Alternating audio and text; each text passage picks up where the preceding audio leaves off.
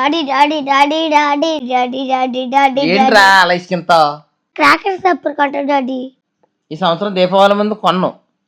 కాలుష్యం ఎక్కువైపోయిందంటరా, దానివల్ల దీపావళి ముందులు కాల్చకూడదు, అర్థమైందా? ఏంటి బావా సుశాంత్ ఏడుస్తున్నాడేంటి? దీపావళి సామాన్లు కొనమంటున్నాడు. ఇప్పుడు కాలుష్యం ఎక్కువైపోయింది అంటున్నారు బయట, కాల్చకూడదని సంవత్సరం చెప్తున్నారు. వద్దు సంవత్సరం ఏంటి సంవత్సరానికి ఒకసారి వచ్చే దీపావళి, సంవత్సరానికి ఒకసారి కాల్చుకుంటాం మందులు, దానికి నీకు కాలుష్యం ఎక్కువైపోయిందా?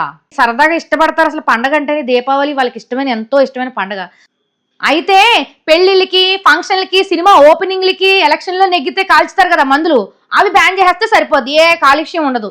అసలైంది ఫ్యాక్టరీల నుంచి వస్తుంది కదా కాలుష్యం, అతి భయంకరమైన కాలుష్యం, అది బ్యాన్ చేయమ. కార్లు బైకుల ద్వారాగా వచ్చే కాలుష్యం పొల్యూషన్ అది కూడా ఎక్కువే కదా, అది కూడా మానిపించేయండి, అది కూడా బ్యాన్ చేసేయండి. దానివల్ల కూడా పొల్యూషన్ ఈజీగా తగ్గిపోద్ది. దీపావళి అయిన తర్వాత పండుగలు ఎప్పటి నుంచో వచ్చాయి. అండ్ నీ చిన్నప్పుడు నా చిన్నప్పుడు ఎలా కాల్చుకునేవారు మందులు? ఇన్ని డబ్బులు పెడితే అన్ని క్రాకర్స్ వచ్చాయి, కానీ ఇప్పుడు ఇన్ని డబ్బులు పెట్టిన ఇన్ని క్రాకర్స్ కూడా రావట్లేదు. ఏదో ఉన్న దాంతో ఏదో సరదాగా పిల్లలు ఏదో సరదా పడతారని చెప్పేసి క్రాకర్స్ ఏదో కొంటుంటే, దీనికి కూడా నో పొల్యూషన్, క్రాకర్స్ వద్దు కొనొద్దు అని చెప్పేసి అంటే ఎలాగా? సరదాగా ఏదో సంవత్సరంలో ఒకసారి ఎంజాయ్ చేస్తారు పిల్లలు, దానికి కూడా బ్యాన్ చేసాడు. క్రాకర్స్ ఉండకూడదని అంటే అసలైన సరదా అదే కదా పండగలు అంటే. సరదాగా మా తల్లి తప్పు అయిపోయింది, కొంటాను వెళ్ళి రా. మన పండగలు మనం ఎప్పుడూ చేసుకునేలాగే చేసుకుందాం. హ్యాపీ దివాళీ.